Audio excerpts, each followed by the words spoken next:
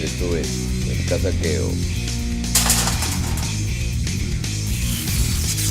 con Luis y Piña.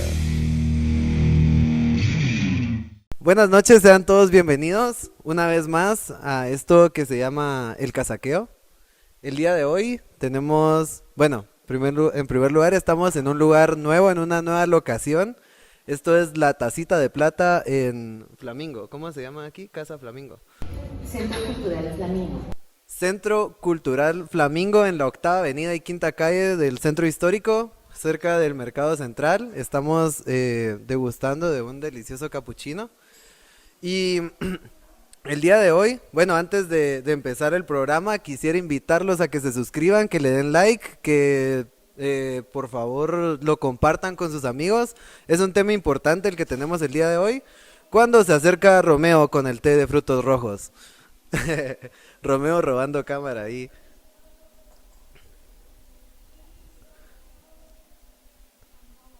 Ok, té de frutos rojos por Romeo. Entonces que nos sigan en redes sociales, en Twitter, en Instagram, en Facebook como El Casaqueo, @ de Luispi si me quieren seguir a mí. Y el día de hoy tenemos a una invitada especial, la señorita Lorena Jiménez. Buenas noches, buenos días porque es de día. Muy buenos días, con mucho gusto de estar aquí, ¿verdad? Y de platicar de un tema tan importante que tiene que ver con la educación. Educación virtual es el tema de hoy. ¿Usted a qué se dedica, Lorena? Cuéntenos un poquito. Dice que llevo ya un tiempo, yo soy docente universitaria, soy doctora en educación. Me encantó la educación desde que empecé a estudiar, porque me encanta, ¿verdad? Creo yo que la educación para mí es la forma en la que mejoramos como personas, la forma en la que podemos mejorar como país, ¿verdad? Entonces yo empecé, soy economista también, entonces yo empecé estudiando pues economía, una cuestión muy financiera, de números y cuestiones así, ¿verdad? Pero No tan educativa, digamos. no, pero al final está relacionado, es que para mí ya todo tiene que ver con la educación, ¿verdad?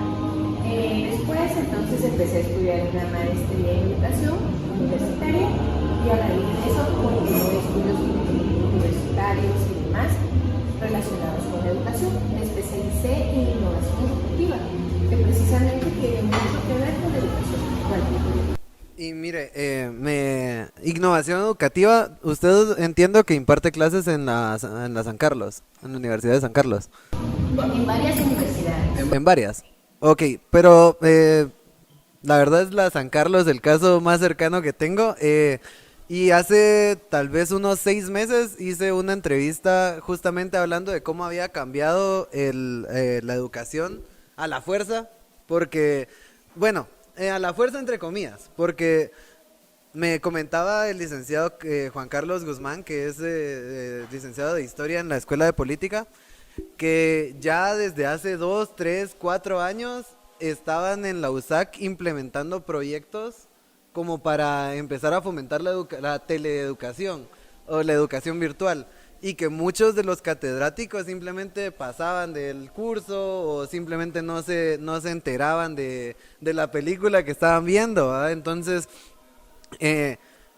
me gustaría que, a lo largo del programa lo vamos a ir analizando, pero que analicemos también en función del educador, del docente, qué tanto depende realmente de la voluntad de un docente de dar una educación virtual integral y completa, y qué tanto es también parte del estudiante, y porque mucho criticamos, pero también nunca hemos dado una clase ni sabemos a qué retos se pudieron haber enfrentado los licenciados al de repente tener que dar clases en línea, ¿verdad? A estudiantes que tampoco estaban mentalizados para tener clases en línea. Pero primero quisiera que usted me diga, para hablar de educación especial, ¿es necesario que separemos la parte de educación superior que la etapa escolar? O sea, ¿son ramas distintas o las podemos tomar como un solo conjunto, la educación especial? Voy a empezar por lo último que dije. Ajá, sí, esa es la idea, Está bien. Pues lo que sucede es que ya hay varios pedagogos, psicólogos en la historia de la humanidad evaluaciones sobre el comportamiento humano. Entonces, muy claramente nos comportamos de diferente manera los niños, los jóvenes y los adultos. Entonces, igual, la educación no hace mucho tiempo se clasificó en pedagogía para niños y jóvenes y en andragogía, que es educación para adultos. Está muy vinculado a la cuestión de la psicología y la psicología del desarrollo, ¿verdad? Entonces, tiene mucho sentido, ¿verdad? Porque una parte es la base, ¿verdad? Y ya después la persona ya se le prepara y ya hay una forma más reflexiva, más de pensamiento crítico, que a lo mejor un niño pequeño pues no va a estar muy bien preparado. Y era una cosa también, o sea, cuando uno ve el CNB, aún en cualquier tipo. ¿Qué es el CNB? Ah, sí, de verdad. Sí. El CNB se llama el Colegio Nacional Básico. Ese es el Como los temas que tenemos que abarcar sí o sí en el... Todos los niños de Guatemala. Si usted está para un niño de sexto primaria en un colegio privado o en una escuela pública, va a ver las mismas clases y los mismos temas. Fíjese. En teoría. En teoría. Las diferencias realmente son abismales en cuestiones de brechas en el acceso a tecnología, precisamente, y en la preparación, oportunidad que se requiere de los generales de los temas de los niños. Entonces, para contestar esto, digamos, si hay mucha distinción. Entonces, hay quienes nos preparan para educación para adultos y hay quienes se preparan y les para niños para jóvenes. Pero fíjense que hay sucede una cosa interesantísima. En los países muy desarrollados, son los grandes estudiosos, son doctores de educación, por ejemplo, los que dan clases a los chiquitos. Los más especializados, digamos. Mire, para mí eso es increíble, porque yo veo siempre de que un doctor le va a dar clases a alguien más preparado. A alguien de licenciatura. Entonces, a ese doctor. Pero, por ejemplo, en países como Noruega, Finlandia, Países con 0% de analfabetismo. Se ve como muy al horizonte eso.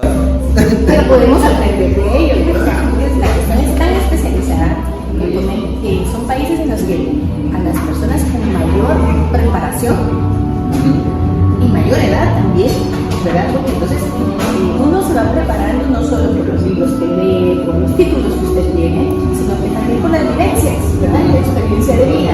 Exacto. Entonces ahí usted ve gente muy grande atendiendo a los niños pequeños. Interesantísimo, ¿verdad? Y le comento, digamos, tengo la suerte de dar clases también en la Universidad Mariano Gálvez de Guatemala durante mucho tiempo, en la Universidad del Istmo también doy clases. Entonces, más o menos he visto ese avance en cuestiones tecnológicas que han tenido las universidades. Y le comento, llevamos tiempo, yo diría hoy 2020, pero digamos unos 10 años, 15 años de estar tratando de integrar la tecnología a la educación. Yo hace 5 años, por ejemplo, hace algo, 5 o 8 años, ya daba clases de innovación educativa, ¿sí? De cómo utilizar la tecnología para dar clases, especialmente en el ámbito universitario. Yo daba clases de eso, ¿sí? Entonces, Educaba sobre cómo educar, digamos. sí, en tecnología, digamos, cómo utilizar la tecnología para dar clases. Eso significa de que sí, De manera presencial. de manera virtual. Ah, sí, ya implementando eso. Entonces es bien interesante porque entonces yo tenía maestros que daban finanzas, por ejemplo, y decíamos, bueno, ¿cómo doy las finanzas no solo de forma presencial, con un pizarrón, sino que utilizo tecnología? ¿Cómo se hace? Ya lo estábamos viendo, ya se estaba aplicando en varias universidades, pero hoy fue... Ajá. Miren, mañana hay que empezar a dar clases en línea. Tenía así muchos alumnos que decían, ay, eso no me gusta. Ay, no, a mí la educación se llama educación blended o educación mixta o e-learning. Sí, en realidad tiene las mismas connotaciones. Entonces, había quienes decían, ay, a mí eso no me gusta. las universidades yo recibí capacitación, ¿verdad?, para usar los sistemas informáticos. A mí siempre me ha encantado eso, ¿verdad? Pero ahorita sí o sí, lo uso. ¿Qué? Un susto. Y es que para uno de estudiante no nos gusta ir a la U, pero tampoco nos gusta recibir clases en la cama. Es complicado. Es un reto, o sea, mire, no me preguntaba. El proceso educativo de enseñanza y aprendizaje lo identificamos con varios actores, vamos a decir. Un actor importantísimo dentro del constructivismo se llama una teoría que me parece preciosa, fenomenal, que es ayudar a las personas a construir su propio conocimiento. O sea, yo a usted no le voy doy clases de finanzas, entonces yo a usted no le voy a enseñar finanzas. Me va a enseñar cómo aprenderlas. Eso es constructivismo. Ajá, Y es como, digamos, una corriente aplicada a la educación. Va.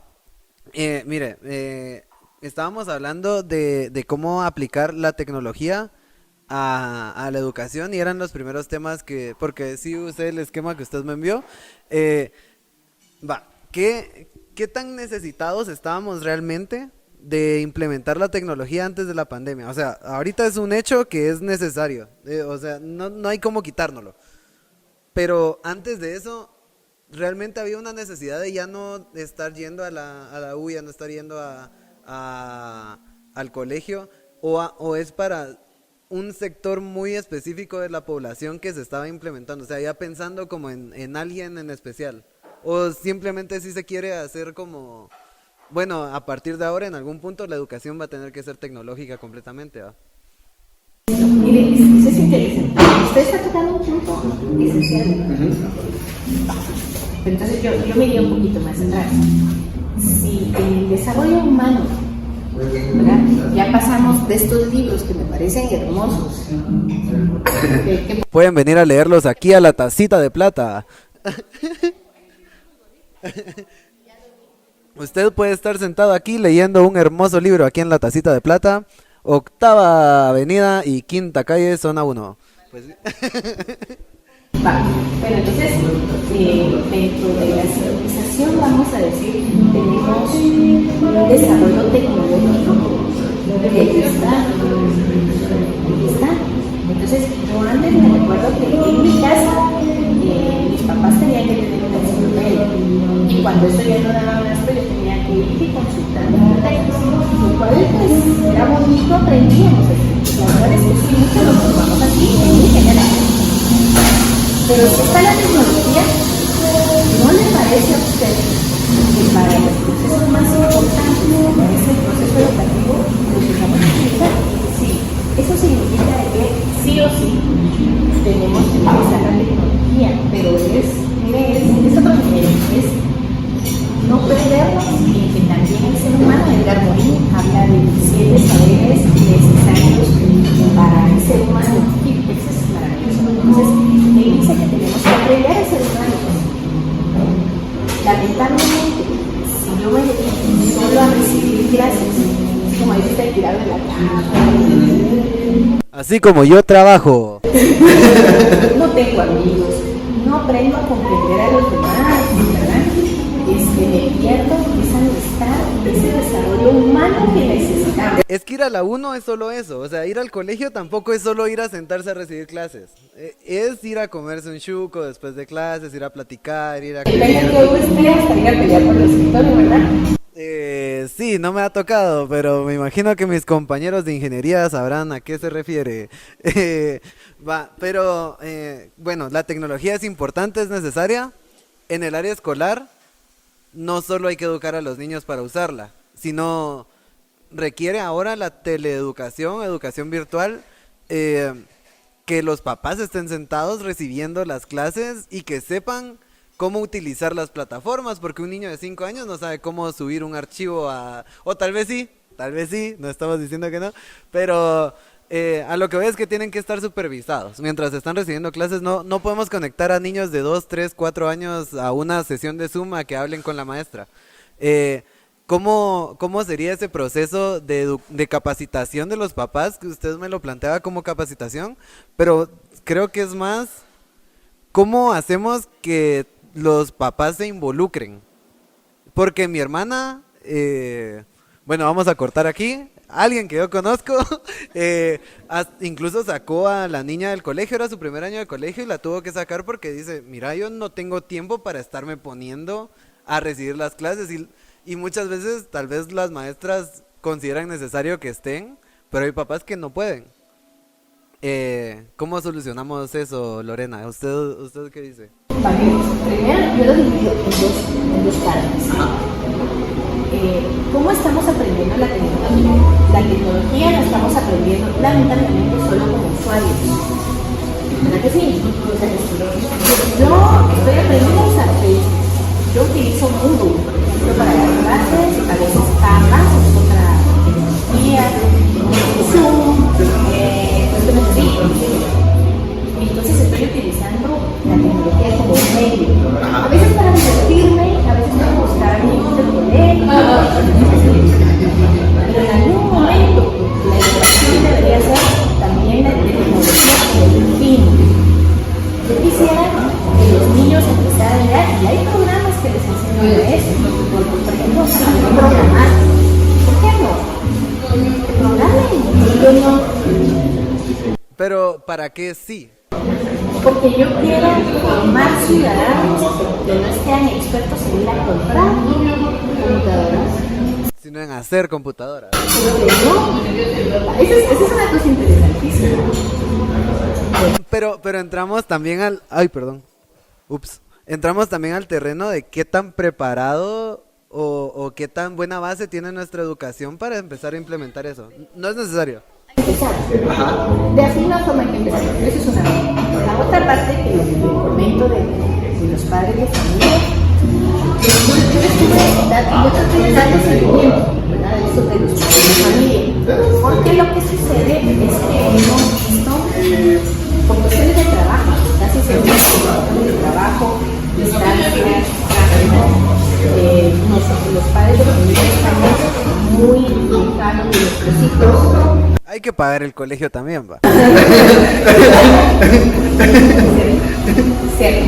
Y también, digamos, esas 8 horas, que por ejemplo, que nuestro público de trabajo dice que se han ganado con muchas luchas, visto muchas cosas, ya no son 8 horas, ¿verdad? Desde hace mucho tiempo ya no son 8 horas. Yo trabajo 6, la verdad. Entonces, a lo que me refiero es que tenemos padres de familia con niños que no han podido ni se han acostumbrado y no le han encontrado el sentido también de estar con el niño haciendo tareas. No porque no quieran, no porque no les quieran, no porque no les interese, sino que simplemente no hay tiempo. Miren, a mí me pasaba. Yo sí trabajaba 8 horas, o tal vez 9 horas en una oficina. Salía y 2 horas para llegar a casa, y llegaba a casa y mis hijos. Mira que tengo que hacer una tarea. Yo estaba molida, de veras. Y miraba aquella tarea.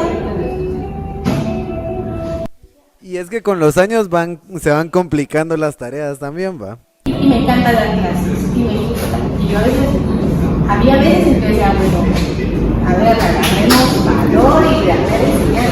Pero no siempre tiene ganas uno. No siempre, o sea, tampoco nos vamos a engañar.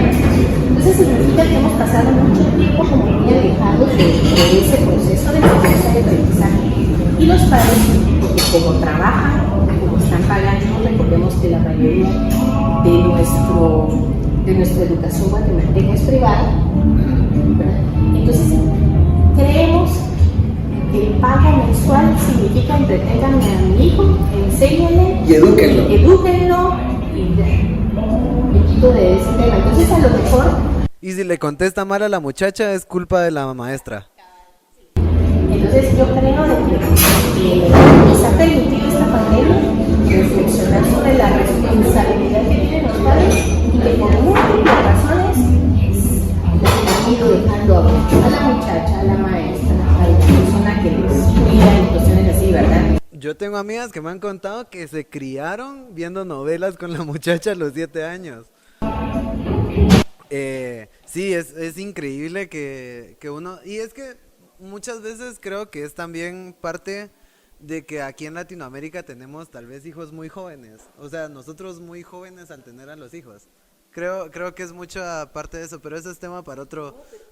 Ajá, dígame. Hiperculturalidad. Significa que todo tiene que ver con todo. Usted no lo puede evitar. Sí, no, son cosas intrínsecas. Yo veo mis amigas así profesionales y todo a la edad ya mayores que se casan y entonces como que es men tratan a los niños porque ya tienen otra. Saben el camino que lleva para llegar ahí.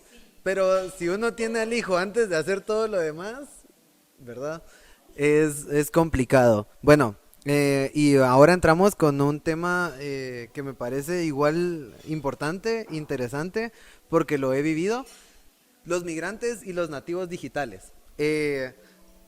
Tengo un licenciado de metodología que de verdad yo sé que usted hizo su mejor esfuerzo, pero de verdad hay gente que creo que no está para dar clases en línea. Creo que ya o necesitan otro tipo de capacitación tal vez, pero hay métodos de educación o métodos de enseñanza o de explicar los temas o de expresarse que ya no están para hacerlo por Zoom. O sea, no es lo mismo que a mí me esté hablando un señor que me aburre enfrente, que lo tengo que escuchar, a que me está hablando en la computadora. ¿Cómo hacer? Porque la mayoría de docentes universitarios, y hablo de los docentes porque creo que es la parte que más afecta a la población en general. ¿Cómo hacer para que estos docentes que llevan 35 años en la facultad ahorita se acostumbren a dar clases en línea? Mire, yo creo que nos falta comprensión. Empatía. Ajá. Porque fíjese que empatía de las diferentes brechas generacionales. Bueno, antes de eso un disclosure, uno hasta con sus papás es así como, no sabes hacer eso.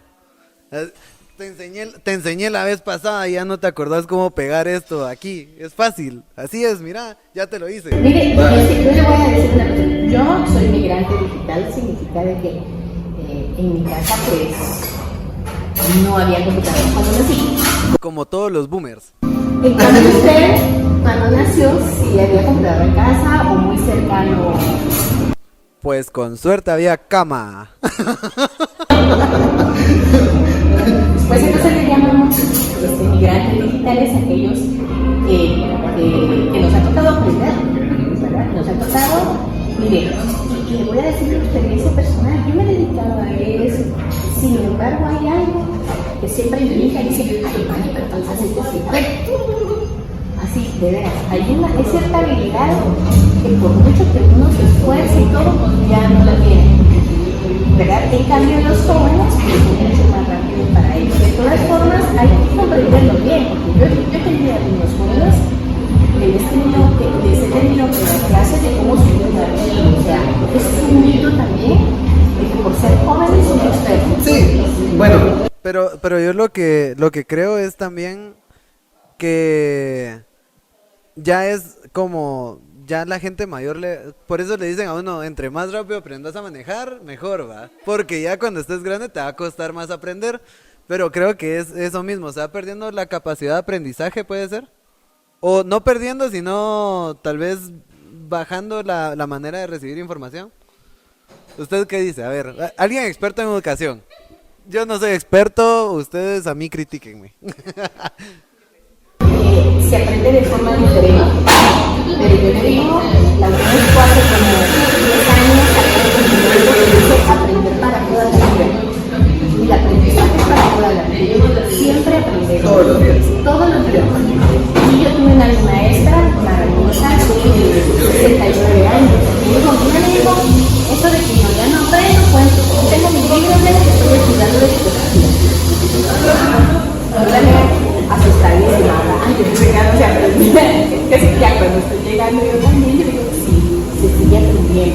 Porque al final la educación nos va formando como personas. Es que mire, usted mientras más sabe, más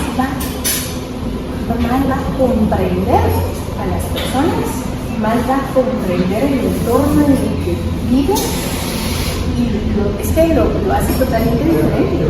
La sabiduría. Exactamente, así, cabal, ¿verdad?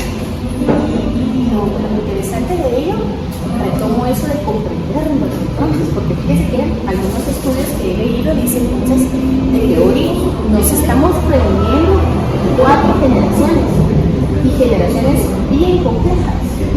En el sentido de que yo le pido a veces favor a mi hija, desde que era muy pequeña, hija, explíquenme a su abuelito cómo es el WhatsApp.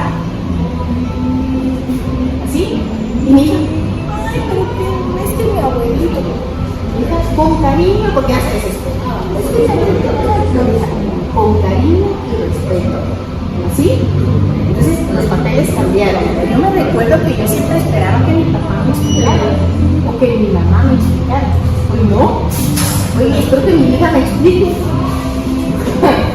Y hay temas de temas, ¿verdad? Temas que hoy han salido a colación, temas, no sé, nuevas cuestiones, nuevas formas de ver la vida que lo aprendo de mis hijos. O sea, tenemos que ser muy abiertos, me parece, muy respetuosos también con las experiencias y las vivencias de cada uno. Brechas generacionales, continuamos con esto. ¿Qué tan difícil? Bueno, es que hay bastantes brechas, ¿va? O sea, una es la brecha de la generación y sí entiendo que hay personas, por ejemplo, su papá tal vez o mi abuelito, que son de una generación mucho antes de la tecnología y que tal vez, o sea, sí están como evolucionando un poco, pero van como un poquito atrás. Luego están los boomers, que es la generación X, la generación perdida, la famosa generación perdida, pero me parece interesante el impacto que han tenido como... ha sido como golpe tras golpe, tras golpe, tras golpe, porque venías de no poder ver tele y de repente puedes ver tele en blanco y negro, de repente puedes ver tele a color, de repente VHS, de repente DVD, después USB y así uno tras otro y sin tiempo de adaptarse. Ah, bueno, bueno, está bien. Pero como que sí les ha ido costando porque les meten cada vez cosas diferentes, más difícil cada vez.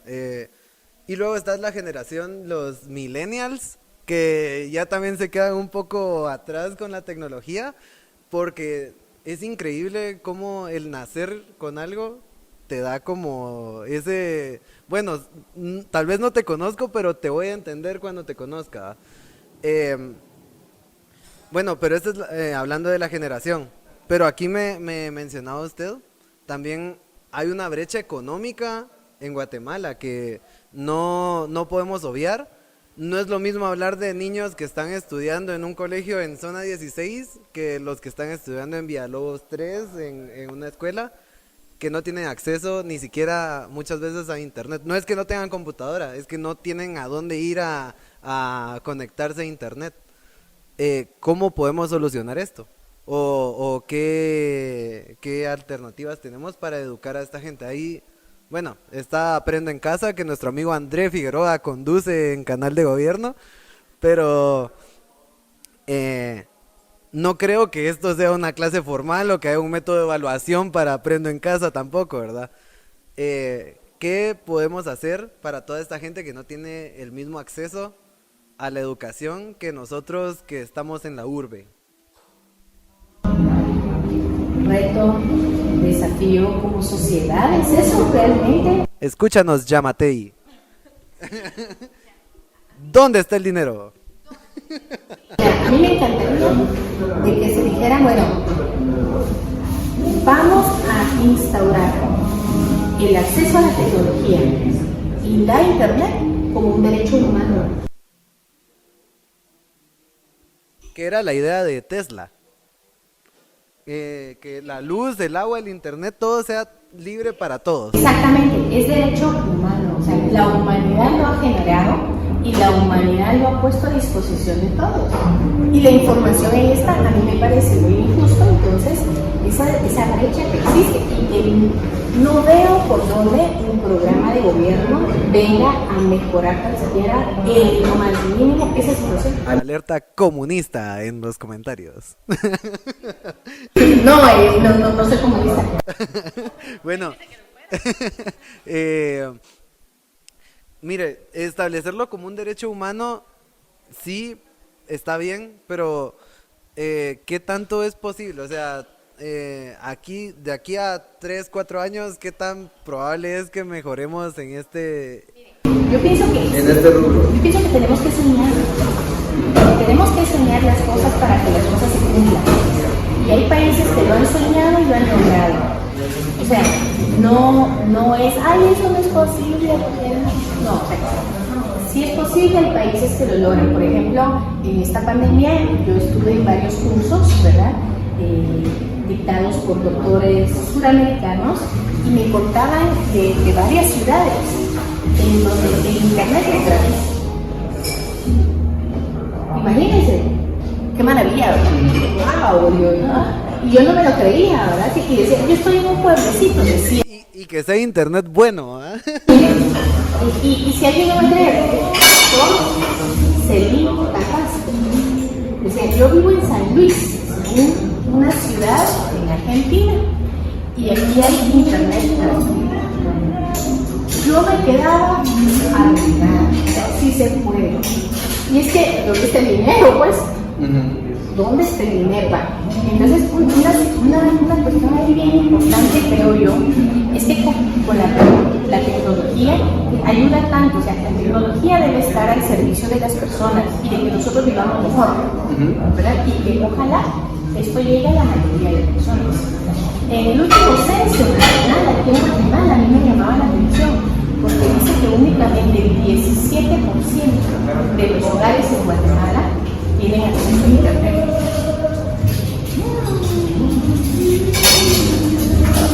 Entonces, por ejemplo, para mis hijos, un día, el siguiente día en que cierran el país, todos dicen, mira, mañana tengo que recibir clases por internet, mami. Está bien, mira, usa su computadora, conéctese a internet, ¿verdad? Y si hay que comprar más datos, pues vamos a comprar que los pagamos y ya. No es la situación de todos. No todos pueden. Más bien, te voy a decir, más bien, es el 20% de la población en Guatemala que tiene la capacidad de más o menos desarrollar sus potencialidades. 20%. Casi siempre nos dicen que el 60% son las personas pobres, ¿verdad? El 60% en Guatemala, personas pobres, 38% en extrema pobreza.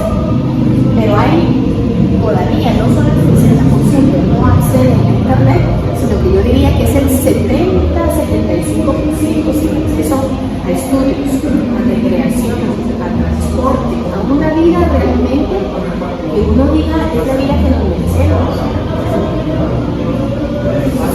Es que Guatemala es el país que más riqueza produce a nivel latinoamericano, pero también es donde peor repartida está. Y por eso era que yo le decía, ¿qué tan viable? Solo si se pudiera poner el micro aquí, más arribita, más o menos por cabal por ahí. Ahí, cabal. Muy bien, gracias. Y regresamos a El Casaqueo. Es que me gusta regresar del corte. Bueno, por eso era que yo bueno, voy a... Complemento un poco esa idea, ¿verdad? Nosotros estamos claros en el índice de desarrollo humano, cuestiones indicadores, ¿verdad? Que nos dicen la situación de desarrollo en Guatemala está por los suelos. Sí, ¿verdad? Eso lo sabemos. Lo sabemos desde hace mucho tiempo. Lo vivimos, lo vemos. En educación, por supuesto que se identifica. Lo que sucede es que entonces, si en la educación no se están haciendo cosas importantes para que nuestros niños se preparen de una mejor forma para el trabajo, para desarrollar cuestiones, para tantas capacidades que tienen los niños, ¿qué futuro nos espera? No veo un futuro que es diferente. me duele, ¿verdad? Pero escucho a la ministra de Educación y no veo, no sé, ¿no? Se hacen algunos esfuerzos. Miren, hay maestros maravillosos, ¿verdad? Que están llegando a las comunidades, a las casas, sin internet, les llevan guías. Eso es una maravilla. Pero entre una guía que tal vez les cuesta conseguir un lapicero, un lápiz, un libro para investigar. Bueno, pero estamos hablando de educación pública. Porque yo tengo amigas que trabajan de maestras y muchos de los colegios, a pesar de que reciben una mensualidad que los papás, a pesar de la situación, siguen pagando un colegio, no le dan condiciones a los educadores de que desarrollen su función. Mire, ese es otro punto, ¿verdad? Bien importante, o sea, para que el maestro esté muy al tanto de la tecnología necesita capacitación. Y valga, ¿verdad? Y le voy a comentar, digamos, hay universidades, yo lo he visto en la Universidad Mariano Gálvez, ahí nos capacitan un montón para la tecnología. Y es que es un sistema educativo, ¿verdad? No pueden decir, sí, es que hay que ser autodidactas porque las plataformas las tiene que financiar la institución, pues tienen que pagar membresías, enseñar cómo se usan, ver que funcionen, porque no es lo mismo tener una plataforma también para sociología que para ingeniería, por ejemplo. No es lo mismo hacer un examen de derecho que hacer uno de matemáticas. Bien, digamos, dentro de este proceso educativo, el sujeto principal es el alumno. Y a raíz del alumno están los padres, están los directores, están los maestros. Pero a los maestros realmente tenemos una gran carga, porque uno se tiene que poner a pensar, bueno, ¿qué hago para no aburrir a mis alumnos? Yo doy administración financiera. ¿Qué hago para no aburrir a mis alumnos? Llevo muchos años dándole y todo. No quisiera ser los que lo organizan. No, yo quisiera. Le apuesto a que alguien se ha dormido. No es que usted sea mala, es que así somos. Imagino que sí, ¿verdad? Porque, y entonces uno va aprendiendo algunas otras herramientas. Y hay cantidad de herramientas. Y sí, nos toca ser autodidactas, ¿verdad? Yo no me recuerdo si alguien me enseñó a usar Facebook. ¿Le dieron clases a ustedes? No creo. No. Creo que Facebook te la da el primer día que te metes. Ajá, sí. Lo aprendimos siendo autodidactas. Entonces, de esa misma forma, entonces maestros, alumnos, padres también tendríamos como que dedicarnos ese tiempo para ese aprendizaje. Lo que pasa es que sí, nos tocó una cuestión, como bien lo escribe alguien ahí, es una situación muy grande de mi vida que nos ha tocado acomodarnos. Para los maestros se ha recomendado, por ejemplo, que los niños sigan en contacto entre ellos. Ana, ¿cómo logro eso? Sí, ¿Cómo logro eso? De que sean respetuosos cuando escuchan los comentarios de sus compañeros. ¿Cómo logro eso? Tal vez el niño no se levantó y... Ajá, es que, cabal, sean respetuosos con los comentarios, pero ¿cómo voy a saber yo si está hablando o no si le silencio el micrófono y ya no lo escucho?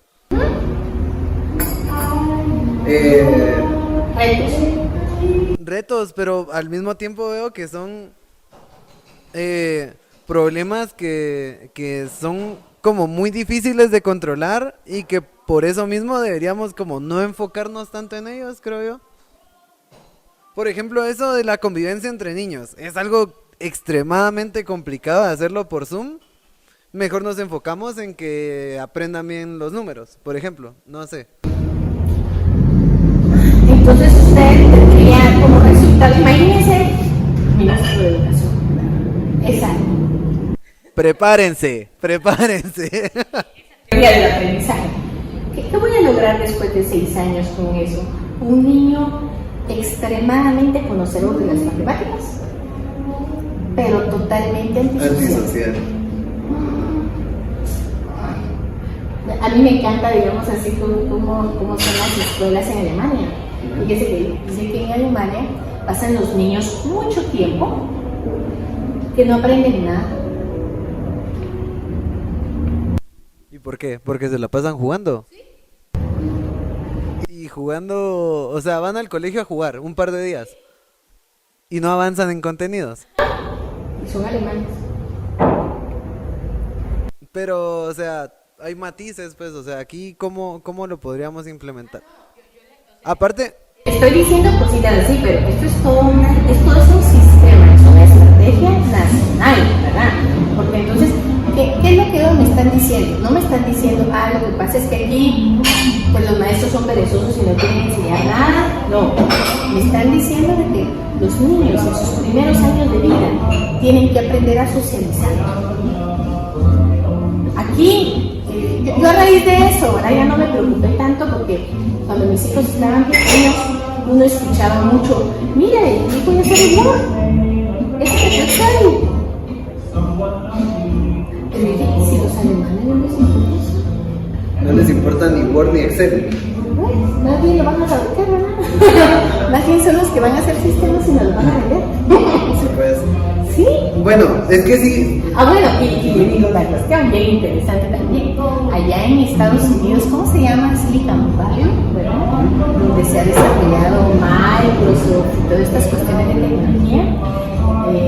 Recientemente vi un artículo donde dice que los hijos de los grandes técnicos, ingenieros y demás, los padres están muy interesados en no darles un teléfono celular, no darles una computadora ni una tablet a los niños, sino hasta que tengan como 12 años. ¿Y por qué? ¿Con qué fundamento? Con el fundamento que son los expertos en el mundo y que saben de que eso los va a limitar a los... Ajá. Sí, pues, sí, pues. Sí, es que muchas veces pensamos que las habilidades sociales dependen de eso. Diciendo, ¿qué me está, o sea, qué leo yo ahí? Vénganselo a los niños latinoamericanos, ¿verdad?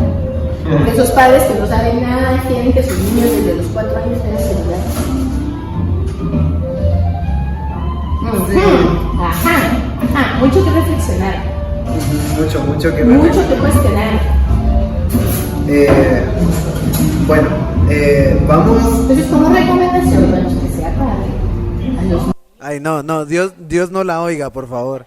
hay que estar como que, hay que aguantarse hasta donde se pueda. Hay que cambiarle tarjeta a esa cámara. No, bueno, mire, me parece interesante, pero al mismo tiempo me cuesta creer que aquí tengamos como no solo capacidad, sino que realmente se puede ejecutar un plan con la gente que tenemos ahora mismo. Sí, perdón. Estudio política, perdón. Ese es mi problema. Hay que soñar. Los cambios más importantes en la humanidad se han logrado gracias a soñadores. En Guatemala, o sea, tenemos muchos ejemplos, o sea, no estamos inventando el agua azucarada. O sea, otros países lo han logrado aún en peores condiciones. Solo falta definir dónde está el dinero y La variante dinero, ¿dónde se encuentra? sociedad, como pueblo, nosotros exijamos que queremos algo diferente, queremos algo mejor, queremos mejor educación. Bueno, pero también con la educación viene ligado el tema de la desnutrición infantil. Es imposible, aunque tengamos la mejor cátedra del mundo, que un niño vaya motivado al colegio si no le dieron ni siquiera un pan con frijoles antes de salir de su casa. El señor Alejandro Yamatei, a quien le mandamos cordialmente saludos desde acá, se encargó de promover un video en YouTube en el cual mostraban que a pesar de que no estamos yendo a clases, los niños siguen recibiendo su refacción. Entonces le digo yo, señor presidente, ¿piensa usted que yo soy pendejo? No es cierto. Bueno, sí, pero todos sabemos que los niños llevan desde marzo de no ir a los colegios y que las imágenes que tiene él de que entregó alguna vez alguna refacción es de alguno de esos meses. Pero ¿cómo hacemos? O sea, porque si vamos a hacer a los niños que van a recoger su refacción todos los días a la escuela, mejor los hacemos que vayan a estudiar, ¿va? Es más fácil. ¿Hay manera de asegurarnos de que todos los niños coman antes de ir a comer? ¿Antes de ir a estudiar? Bueno, de suerte que soy economista, ¿verdad? Entonces, que acabo de leer el libro acerca de la hiperculturalidad del filósofo Jung, que puedo estar pronunciando mal. ¿Es coreano acaso? Sí. Pero entonces lo que sucede es que realmente necesitamos una planificación como país que incluya todos esos aspectos. Y fíjese que yo hago la analogía en una familia, ¿sí? Una familia, papá y mamá trabajan y los niños hay que cuidarlos, ¿verdad? O sea, tienen 1 año, tienen 2 años, no pueden trabajar, no pueden valerse por sí mismos. Yo los cuido, les doy mucho alimento, les compro sus vitaminas, etcétera, etcétera. Cuando ya están listos, entonces yo digo, bueno, mijo, Los vacuno, les doy desparasitante, les pongo su pipeta antipulgas. Ajá. vaya a buscar trabajo, ya salió de la universidad, trabaje, mire, así tendríamos que ver a estos niños, solo que con familias y con padres que desean también lo mejor para los niños, pero que no pueden dárselos. Por cuestiones de un sistema desigual que vivimos en Guatemala, ¿verdad? Y toda una historia de explotación que va por muchos factores, no importa. Lo importante es qué medidas tomamos de aquí en adelante para superar eso. Es una vergüenza, ahí sí es donde decimos cómo me duele Guatemala, ¿verdad? En donde vemos que el 50% de los niños menores de 5 años son desnutridos. O sea, ¿qué futuro les vamos a dar a esos niños? Cabal, que de cada 2 niños uno se muere de desnutrición. Son datos que los sigo viendo y siguen siendo los mismos o aún peor. Y es que había un plan de Naciones Unidas para que hiciéramos eso como en 5 años o 10 años o algo así, y creo que... creo que faltan años para poderlo hacer. Faltan muchos años de plazo que nos den. ¿Sabe que cuando todos los que sí tenemos cierto privilegio de comer, de estudiar, nos duela esa situación, vamos a exigirle al gobierno que invierta en eso? Ojalá no falte mucho. Sí, ojalá. Cada 4 años es la esperanza. Pero cuando vemos los programas de gobierno, por la gente que votamos, pero yo no. Sobre todo eso. Significa que no somos conscientes de eso que sucede en Guatemala. Y usted tiene razón, ¿verdad? El niño tiene que estar bien alimentado. ¿Cuántas generaciones nos hacen falta? Porque imagínense, ahorita los niños, ya tenemos niños desnutridos cuyos procesos mentales no se van a desarrollar al 100%. Me ha tocado dar clases con algunas personas en las que, sinceramente, uno les habla y no entiende. Pero, o sea, les habla y no entienden de que sí saben lo que les está diciendo, pero no lo quieren hacer. No, hay procesos metacognitivos que usted los comprenderá muy bien, pero que un niñito, por ejemplo, que nació en Bogotá, en las áreas más disminuidas en Guatemala, nunca lo llegará a comprender. Nunca. Pero como qué ejemplo, algo como de la vida común, digamos. ¿Cómo le dijera yo? Para decirle, digamos así, que ayer tenemos el desarrollo cerebral, ¿verdad? A una persona se va desarrollando hasta como a los 5 años más o menos, ¿sí? Si durante esa etapa de su vida no se ha alimentado con productos de calidad, Leche nido. entonces Cereales Kellogg's. dice que el cerebro no se desarrolla. Y se quedan en procesos cognitivos muy básicos, porque son los operativos. Son personas Y por más que uno le dé, no lo vaya... Ajá, así. condenados, se lo aseguro. Estamos condenando niños desde ya. La mitad. Imagínese, va. ¿Y cómo logramos que haya un cambio de verdad si tenemos a la mitad de la población que no...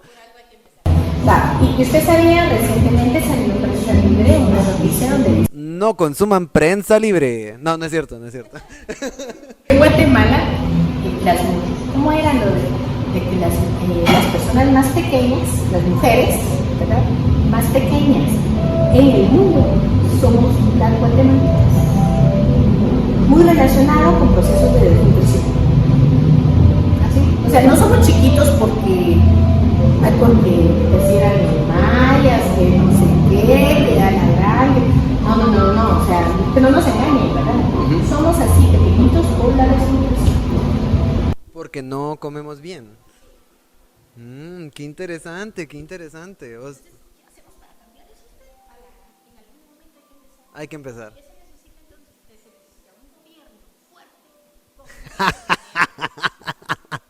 No, no, no, pensé que era el remate del chiste, pero Que la población que tenga procesos educativos que trate bien a los maestros, más que a los del ejército, que les paguen excelentemente bien a los maestros y a los médicos.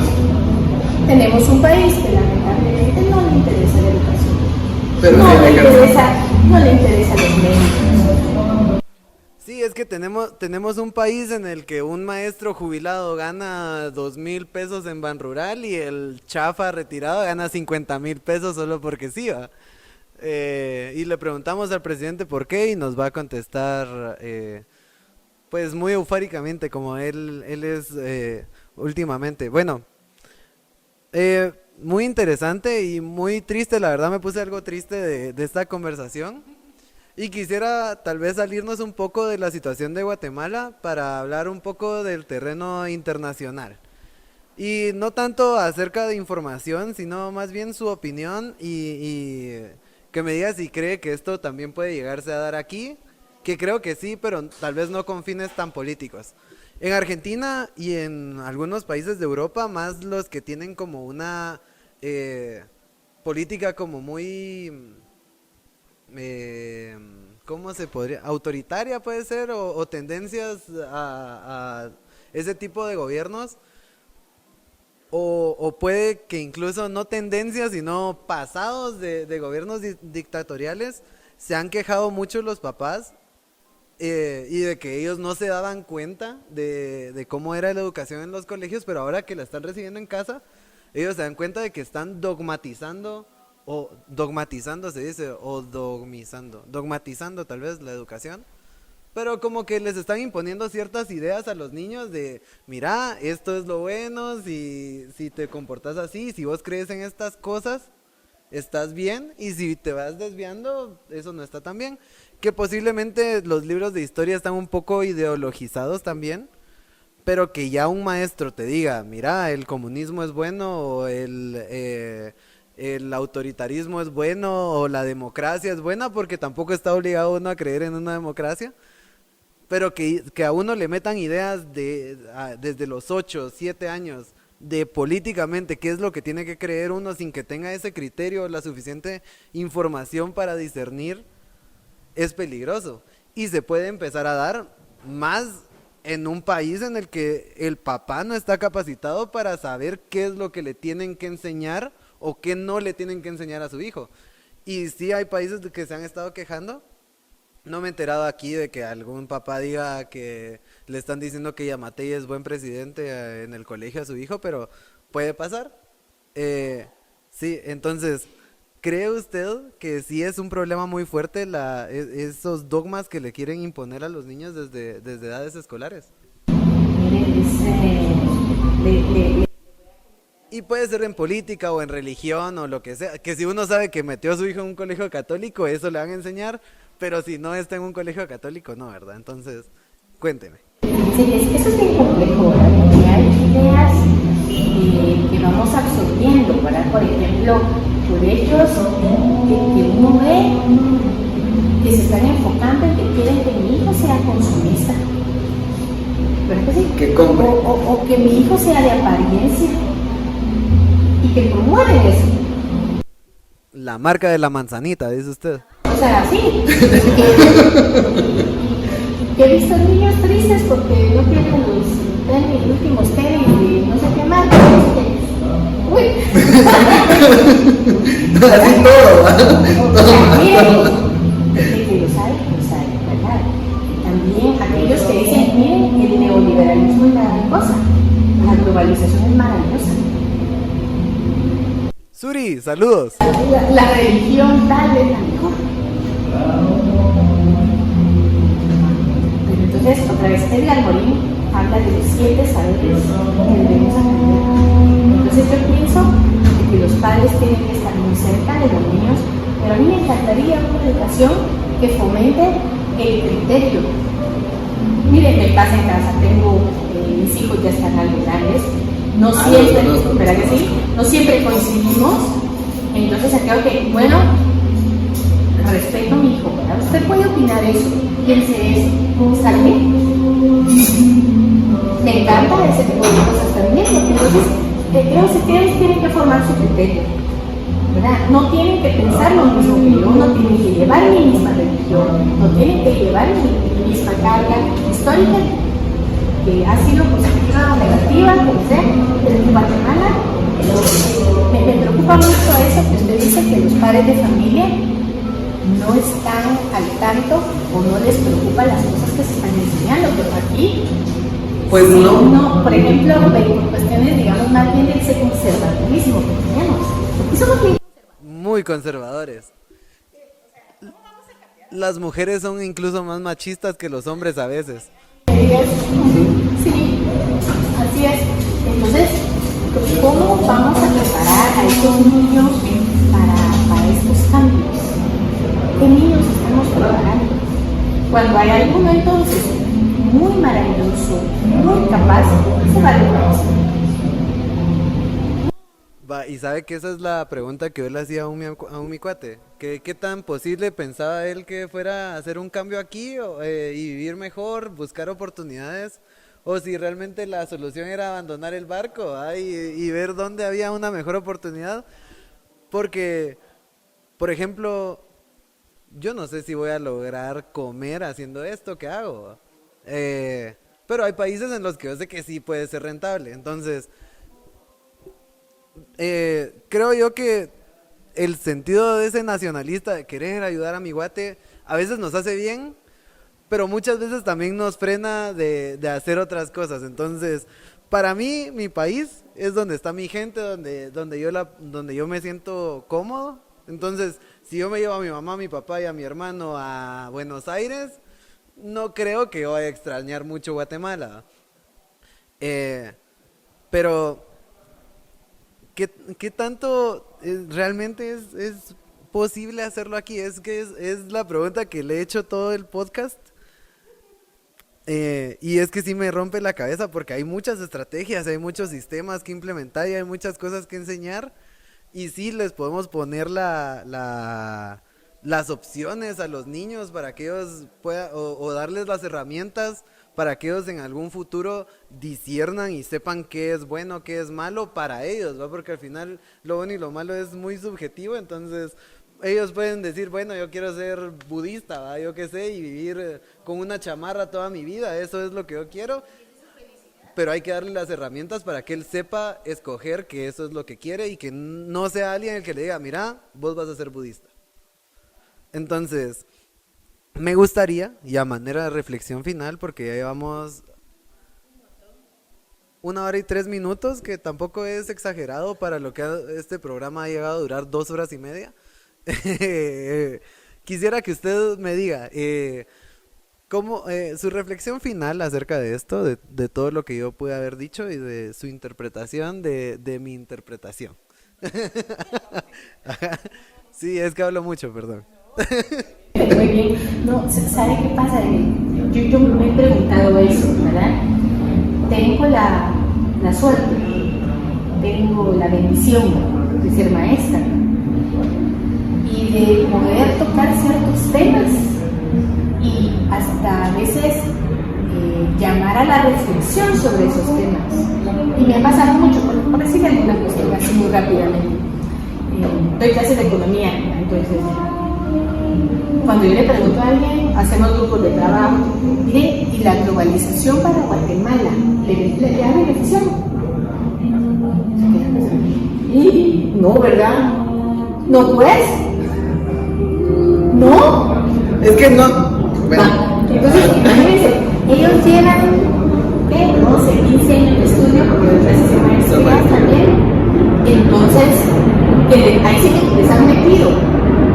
O sea, no los dejan pensar, no los dejan reflexionar, no los dejan decir, bueno, me parece que sí, me parece que no, me parece que es positivo por tal cosa, me parece que es negativo por tal cosa, no los dejan. Entonces, a veces cuestionar, preguntarnos, y que me parece que tenemos que ser muy responsables. Yo le llamo la responsabilidad profesional que tenemos. Aquí, nosotros que podemos pensar, que hemos estudiado, que leemos, que entendemos las cosas de otra forma, tenemos una responsabilidad. Me parece que el medio de comunicación y la forma que usted lo hace es genial, porque sirve para, usted está llegando de una forma, usando la tecnología, para reflexionar. Tenemos que sentarnos a cuestionar las cosas. O sea, tenemos que, y nos vamos a dar cuenta de que las cosas no están bien. O tal vez para mí sí, ¿verdad? Ahí pues en casa, en carro, y la vamos pasando, pero me duele que para la mayoría de la población en este país no esté. Y no por elección. Exacto, no puedes, ¿quién va a elegir debe de estar así? No es, gracias a Dios. Ya no escucho a gente que escuchaba antes que decía, no, mija, es que son pobres porque no quieren. No, yo escuché una vez, mi hermana estaba en primeros años de U y me dijo, mira, es que un catedrático me dijo algo bien cierto, que si no hubiera gente pobre, ¿quién trabajaría para los camiones de basura? Entonces se rompería un orden social y digo yo, ajá, exacto. Ajá. Hay que recordarse. Fue hace años, fue hace 10 años tal vez. Los maestros no tenemos la verdad. Ese es el punto importante. Yo no me dije, mami, mira que dijo la maestra que Pico era el mejor presidente. A ver, mija, A ver, mija, mañana te saco del colegio. a ver, mija, ¿qué sucede? Fíjate que no yo de que hay. Y tengo horas. Excelente. Una reflexión buenísima. Sí. Pero se necesita, mire, se necesita tiempo, se necesita dedicación, se necesita conocimiento. Sí.